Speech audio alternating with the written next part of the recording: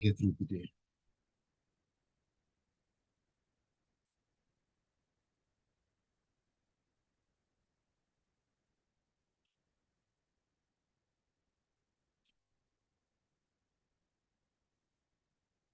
This is Smooth 98.1. We love music and we definitely love life. It's 31 minutes past 7 this beautiful Thursday morning. You're listening to the Smooth Breakfast. My name is Ayokunmi, and it's time to take a look at what's going on in the papers. Getting into the headlines on Freshly Pressed. It's an interactive session as always. So we're always looking forward to you sharing your thoughts on our stories. And you can do that on WhatsApp by sending messages in to us on 0809 440 981. 0809 440 981. That's the WhatsApp number. We're also streaming live on YouTube at Smooth 981 FM Lagos. Smooth 981 FM Lagos. And my analysts are in for the morning, Mr. C and Gbubemi as well. Very good morning to you, gentlemen. Great to have you on.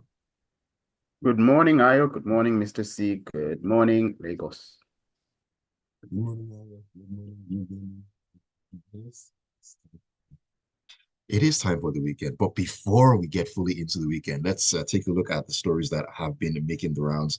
And of course, getting Nigerians talking, or will get Nigerians talking, as it were, depending on what side of the fence you are on this morning. Let's begin in this day newspaper, Mr. C. And this has to do with security. Now, the Katsina state government, in collaboration with security agencies, has unveiled a 30-day continued operation in 19 local government areas of the state to protect lives and the properties of citizens. I mean, this is something that has been, should I say, a very necessary, looking at the levels of insecurity in the north. And what's your take on this?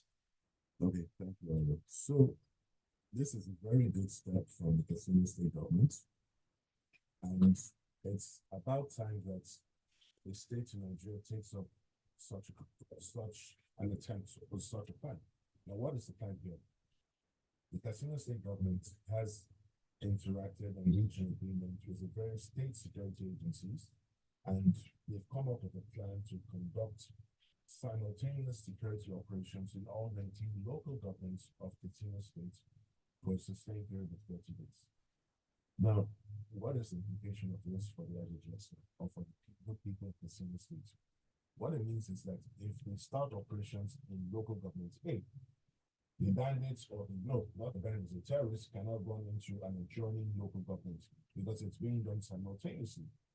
Now, this is very good, and we must remember that Katsina state has been one of the states that has been heavily stricken by the activities of these terrorists or non-state actors, and this is long overdue.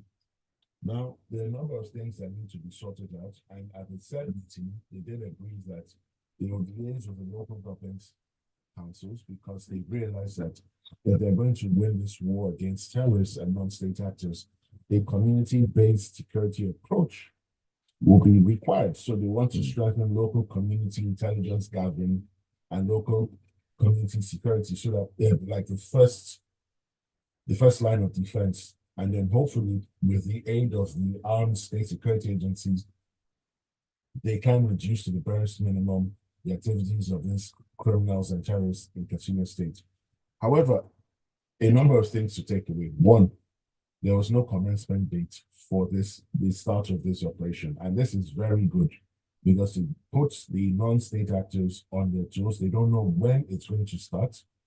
Two, we cannot rule out the activities of rogue elements within the state security services because time and time again, we've wondered why certain things have happened, why security troops on their way to attack terrorists are attacked midway into the journey and then they're unlawfully and sadly killed. So this is hoping that the Katsina state government will limit operational information, operational strategy to just a few hands so that if information leaks out, the perpetrator of the traitor can be easily identified. Right. Now, personally, I wish all the northern state governments had come in on this together, that simultaneously across the north, say for a 30 or 60-day period, they're all carrying out security operations. You will then find that the terrorists will have no places to hide, and then they'll be forced to flee the country or surrender and seek amnesty, just like some of the assumes repentant Boko Haram terrorists or former Boko Haram members. Now, do we have the manpower for this? Now, this is a very important question. This is something very important the authorities can only answer. Because to carry out a sustained operation over a 30-day period, you need a sufficient number of boots on the ground. You also need to figure out where they're going to stay. So you probably need temporary for locating bases. You also need to ensure that they have a steady supply of ammunition and weapons. Right. You also have to sort out feeding. And then more importantly, are they going to really go into the forest? Because time and time again, we've always been made to understand that they come out from the forest like phantoms or ghosts, perpetrate their evil, and return into the forest. Now, are we going to apply tech here? So we take drones, fly across the forest, drones that can detect heat signatures so that they know where they're massed, and then you have the Air Force do a bombing pass over them, and then the ground troops walk up. So it speaks to coordination, it speaks to strategies, it speaks to cooperation. Let's see how this goes. And if this is very successful, I'm sure that in all those states in the north and even in all the parts of the country, ones will need for the seriously people. And the hope is that this actually turns out to be very successful in order to tackle that menace that has been going on in the north at the moment. And hey, like you said, if this works perfectly, other states, this is something they should definitely look at doing a different strategy, a different way at approaching this particular situation, and dealing with insecurity, as it were. All right, let's take a story coming out of the Vanguard here, and I'm coming to you on this one or with this one.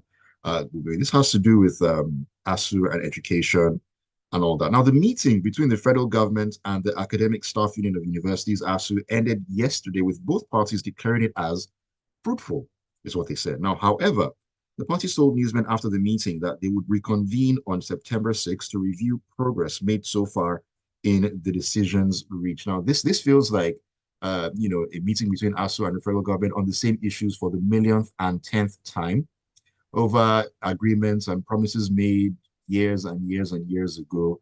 We have this song and dance every other market day, and of course talking about education. Recently, Education Minister talking about limiting the age of taking school leaving examinations, UTME and all that. People have talked about university strikes, ASU and all that. Now, it's off the back of a proposed strike that this particular meeting actually took place, but they said it has been fruitful. What is your takeaway from this one? Okay, as we all know, ASU has had issues with the federal government for probably as long as 30, 40 years. And some of the issues that they've raised now have been existing for probably as long as maybe about 10 years. Notable is the issue with the IPIS, Integrated Payroll and Personnel Information System, which they had argued, should not be used for universities. However, some universities are using it. I think by and large now, all universities are using it. I can't quite confirm if all the lecturers are on it, but I know that is one of their issues. Some of the other issues include funding of universities, research grants, monies that had been promised as a result of previous strikes that have not been remitted to them. So those are some of the issues. Now, so they've come out from this meeting with the Federal Ministry of Education, and they have now said that their meeting is fruitful. However, they've been a bit light on the exact details of the meeting. One of the only things that they really did discuss, that they disclosed rather as a result of that meeting, was that they had resolved the IPIS issue, which had been resolved by the presidency. Not too much details on what exactly has been resolved. And they've also cited bureaucracy as one of the reasons for the delay in the resolution of some of their other issues. September 6th is just about less than 2 weeks away. It would be nice to know exactly what it is, that they had discussed at that meeting, and what it is that they would be trying to, what they're expecting, the feedback that they're expecting as of September 6th. Looking at the issues that had been raised previously, I'm sure that when September 6th does come, or I hope rather that when September 6th does come, even if they haven't solved some of these issues, that is probably, a proper roadmap towards addressing that. But to be honest, I'm really not holding my breath.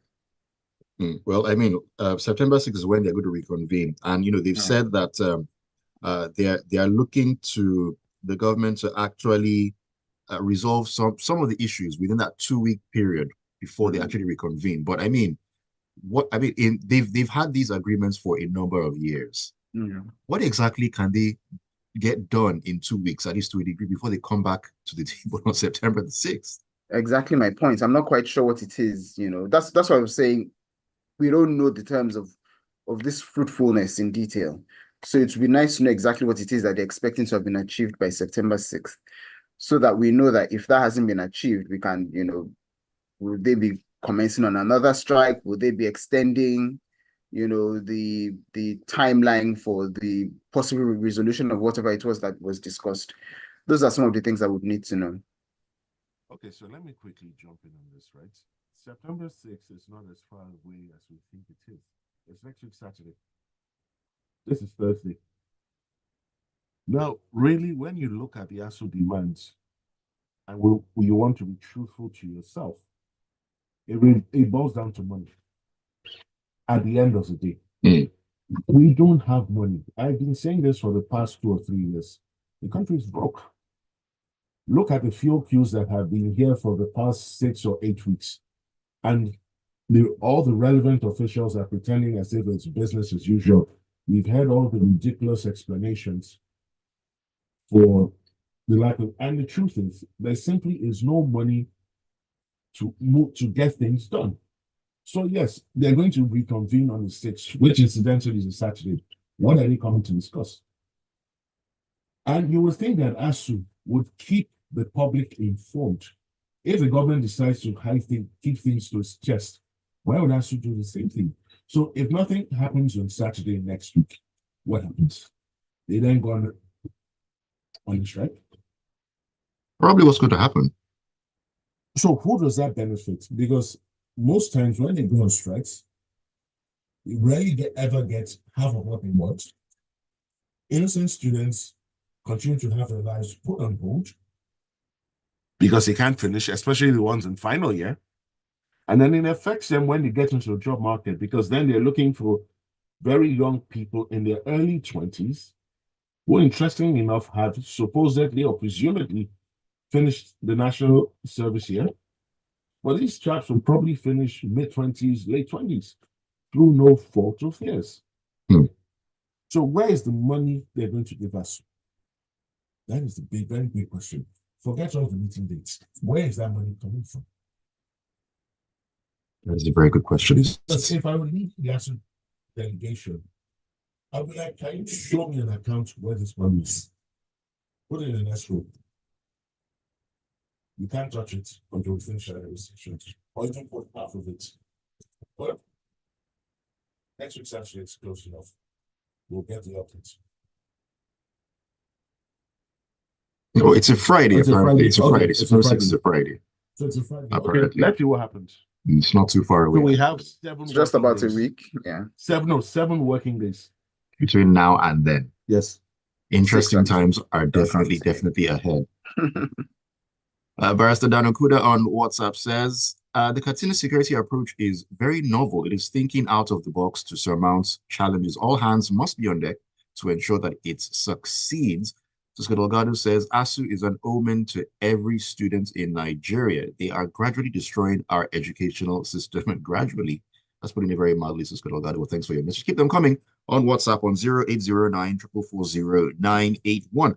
Mr. C, let's get back into the papers, and let's pick up in the Vanguard here, where the Nigerian Communications Commission, NCC, says it has directed all mobile network operators, MNOs, to complete the mandatory verification and linkage of SIMs to NINs by September 14th, 2024. Now, this was disclosed in a statement signed by Mr. Ruben Moka, Director of Public Affairs at the NCC on Wednesday.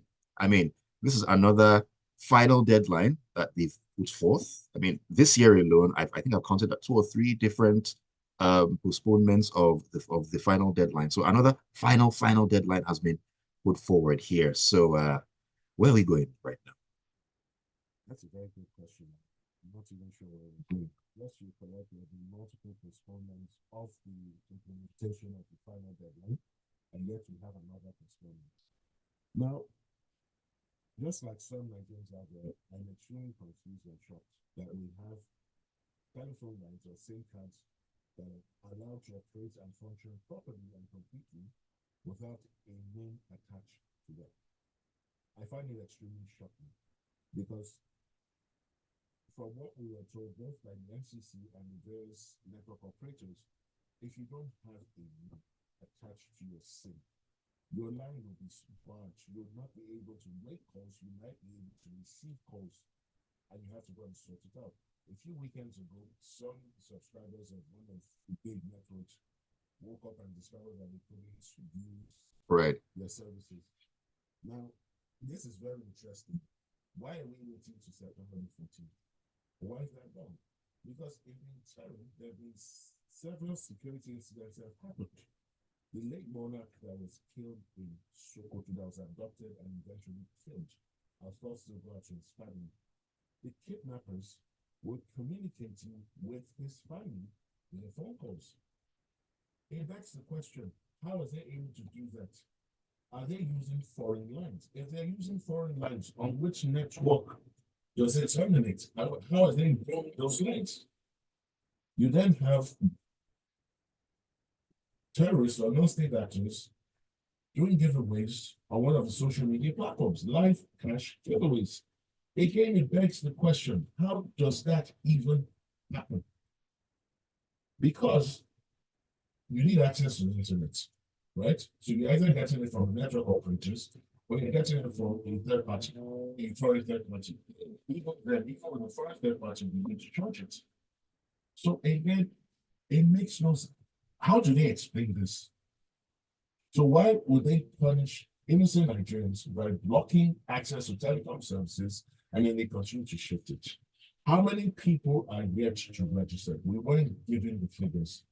And because they keep shifting the goalposts, those who are supposed to do the needful will be reluctant to do so. Why not just start? Whoever is affected knows what to do. And the person intends to continue using line. From a security perspective, the deadline is too long. I would have said end of August. Look, listen, Nigerians will only do what they have to do when they know that there will be consequences that will adversely affect them. Because when you put it now to push it to the 14th of September, some of them will still be thinking, it's still far. Maybe it's middle of September. Exactly. Then you then see a rush and a very interesting surge starting from the 11th or the 12th. Then the network operators will say, we're overwhelmed. We can't deal with it. Then it gets shifted again. And these are people who are gaming the system. But in that instance, Mr. C, when you have those particular people who will then converge on the network operators, shouldn't the onus then be on NCC to say it doesn't concern us? We said this is the final. There's no going back on this one. Sadly, some Nigerians are very emotional. They're not logical. So they will cry that we need this to carry out our businesses. Life is already too hard. Why are you imposing more hardship? After multiple postponements. There's nothing they cannot see once it is in their interest. So we need to acknowledge it. For me, push it back, end of August. If you're affected, you know what to do. It's as simple as that. And it's further down in the report, if you read it from the newspapers, they said some people had hundreds, thousands of 100,000 SIM cards. One person. So But we also need to remember, though, there have been some technical challenges with people who had registered their SIMs, getting notifications that their SIMs weren't registered and they've had to go back again and again. I know people who've gone back as much as like 3 times. So those technical issues, I believe, also have contributed to the fact that it appears as though some people have not registered their SIMs. So between NCC and the telecoms companies, they also need to address those kind of issues as well. When there was the attack on the MTN facility, was it in Ibadan also? Those were some of the reasons, or one of the reasons that was cited, because there were people who had said they'd registered their SIMs, and they also all of a sudden got notifications that their SIMs weren't registered and they had to come back to register them again. But then it boils down to incompetence all around, because this issue of SIM NIN linkage has been on, not just from this year, it's been on for a while. Yeah, for So any so, years. so any technical issues that are occurring maybe on the NIMC front or on telecoms front, why is it taking this long for them to figure out, oh, all the hitches, all the glitches? We've had a lot of people coming in. Okay, we've now perfected the right, or the perfect approach to things. It should not be this difficult. Exactly. So that is where they go. Until people start losing their jobs, until people start paying the penalty for ineptitude and inefficiency, we'll continue to discuss things like this. Unfortunately. Anyways, let's pick up the pace. We're still staying in the Vanguard on this one, baby. Let's talk about sorry, I beg your pardon. What? Yes, no, not the Vanguard. Beg your pardon. It is the Vanguard. I was mixing the papers up. Let's talk about the Hajj Commission and the recent issues of fraud that were allegations that were brought up. Now, the Chief of Staff to the President, Honorable Femi Gbajabiamila, and the Deputy Chief of Staff, Ibrahim Hadija, have called for reforms within the National Hajj Commission, that's NACON, NEHCON, to address the issues of financial mismanagement, negligence, maltreatment of pilgrims, and late preparation for the pilgrimage exercises. Now, the presidency officials made these remarks during a fact-finding visit to NACON headquarters in Abuja on Wednesday as part of their engagement with government agencies under the supervision of the State House. Okay, on one hand, the whole issue of the fraud going on in NACON that has been under investigation, that's on one hand. But another thing I want to hold on to here is this fact-finding visits that they are doing. Why do they need to undertake fact-finding visits? For those who can't see me, I'm putting up air quotes here. What's fact-finding visits? I mean, they said earlier on in the day, they also visited National Emergency Management Agency, NEMA, as well. Why do they need to go on a fact-finding mission and all this posturing? What is up with that? So let me piggyback off one of the last things that Mr. C, spoke about when he was talking about accountability. That's, for me, that's just the main issue. Many of these government agencies are not being held accountable, which is why, a lot of all these mismanagement issues, fraud issues, ill treatment of the people that they're supposed to serve, occurs. For example, if we look at the average, pilgrimage trip, Hajj or Christian pilgrim or whatever, there are always issues every time these pilgrimages come up, and you hear about them in the news. There are always issues, people complaining about the hotels they've been put in, the food they've been given, the amount of money they paid vis-a-vis the kind of service that they've received. Till date, I haven't heard about any sort of investigation to determine culpability or otherwise of the agencies that are supposed to organize these trips. But for me, far and above all of this is actually, why do we have government agencies who are responsible for organizing these things? It's been argued that pilgrimages are personal trips, that they don't serve any national benefit. So why does the government have to get involved with them in the first place? I went and I looked at the mandate of the Hajj Commission. I also looked at the one for the Christian Pilgrims Commission as well, and I didn't see any reference to, for example, subsidizing funding, which is something that happens every time that these pilgrimages, occur. So for me, even if we look at the situation, status quo, which is that government funds this, subsidizes these trips, what mechanisms have been put in place to ensure, that these subsidies are actually disbursed and are properly utilized as they should have. For every year that these trips have been organized, there've always been complaints. We haven't heard, to the best of my knowledge, and I stand to be corrected, we haven't heard of any, processes to investigate actual complaints. If there have been, we haven't heard about any disciplinary measures that have been meted out to people that have been found culpable, if there have been any at all.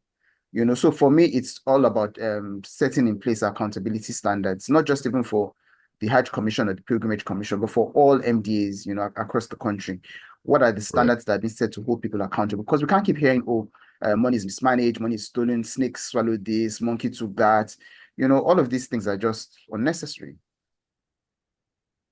So let me jump in on this, right? Like Gbubemi rightly said, this has been happening year in, year out. No consequences, no repercussions, no penalties. And it's almost certain that next year, even with the new team in place, there'll be more issues, there'll be more controversy. Now, this call by the chief of staff to the president that they should start with NOCOM. They should start with all the federal government bodies, the ministries, the departments, the agencies. Also apply to the Senate, apply to National Assembly. Don't single out a particular department or commission as if they're the only ones doing it wrongly. They're all getting it wrong. And until we build processes, until we put the right people in the right positions, we'll continue to discuss on fruitful stories like this. We're just playing to the gallery. We really know what needs to be done. We're not ready to do it. All right, Mr. C, let's pick up in the punch real quick here, and let's talk about the Lagos Calabar highway situation, where over 100 property owners in Lafayette community, it's just a local government area of Lagos State, are planning legal action against the federal government as they are being issued demolition notices to evacuate their properties for the Lagos Calabar highway construction. Let's leave it at that. You can pick it up. Very quickly, this Lagos right from the very beginning, and the controversy hasn't been removed. Just the other day, the minister, David Imani, was actually admitting that he's aware of 6 existing lawsuits against the project, but he's going to continue. Now, we are told that there are about 100 owners in the Lafayette community, so they're adjacent to the coastal road. So you turn us through Orchid, Lekki Conservation Center, Orchid, through the back, there's somewhere there. And they're saying they're going to have to sue because they're claiming that their houses have been marked for demolition, but when you look at the original plan for this project, their houses are not in the way. Allege that the plan has been amended or reviewed to now touch their properties. Well, the good thing is they're going to court where they should ventilate their claims, and it is expected that the government will show up in court and also defend itself against these allegations. At this point, we can't speak as to whether it's true or not because the plan for this project has not been made public. So it's really a mystery how they even saw the plan. But again, this is Nigeria where official documents leak, official secrets leak. If you're in the right corridors, you know what to do. But again, my advice to the minister is suspend work on that project because of all the pending litigation, right? Sort out the litigation as quickly as possible. If you have to reach out to all settlements with the parties, do so. That is the proper thing to do, and it aligns with best practices globally. You don't continue a project that is being challenged legally. But again, at the end of the day, they are the ones at the helm of the affairs.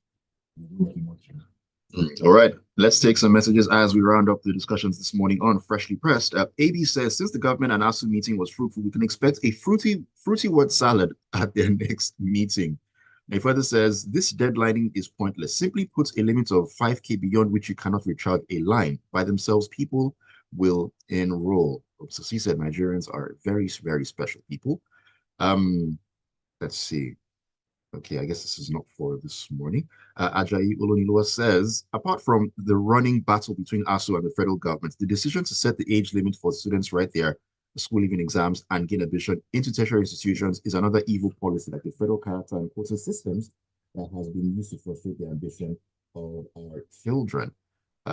Joseph Maye says, the government and others should come out clean about the data of the citizens because from the banks, telcos, and others, they always obtain data on a regular basis. But unfortunately, the security agencies have never come out to tell us that crime was solved using the phone lines. Honestly, the SIM linkage and deadlines is just trying to be relevant doing something, which to me, it became It came to be harmonized from the database. May God bless Nigeria.